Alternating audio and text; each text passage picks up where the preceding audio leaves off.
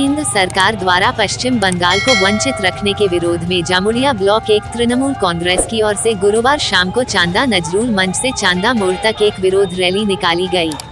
इस दिन जामुड़िया ब्लॉक 1 तृणमूल कांग्रेस अध्यक्ष सुब्रतो अधिकारी, जामुड़िया बोरो 1 चेयरमैन शेख शानदार, जिला तृणमूल युवा महामंत्री प्रेमपाल सिंह सहित सभी वार्डों के पार्षद एवं अंचल के तृणमूल कांग्रेस कार्यकर्ता उपस्थित थे।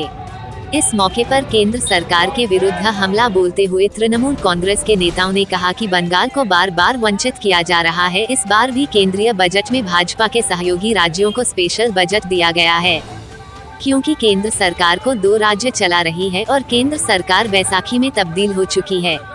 हम लोगों का नेता सह सांसद अभिषेक बैनर्जी जिस तरह संसद में केंद्र सरकार के विरुद्ध मुखर हुए हैं, हम लोग उन्हीं की निर्देश पर सड़क पर उतरे हैं और निर्देश मिलने पर संसद का भी घेराव किया जाएगा।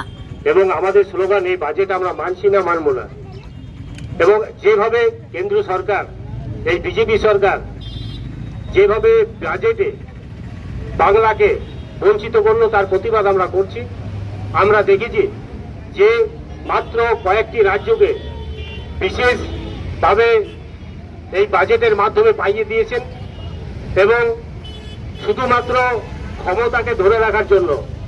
কারণ তিনি লোকসভা ভোটের আগে নরেন্দ্র মোদী ঘোষণা করেছিলেন আপকি বার 400 পার, কিন্তু লোকসভা ভোটের রেজাল্টের পর তিনি দেখা গেল যে জনতা মোদীর সঙ্গে নেই, জনতা আছে ইন্ডিয়া জোটের পক্ষে এবং 240-এ সেখানে তিনি থেমে গেলেন এবং সঙ্গে দুজনকে নিলেন, একজন নীতিশ কুমারের দল আর একজন চন্দ্রবাবু নাইডুর দল অন্ধ্রপ্রদেশের।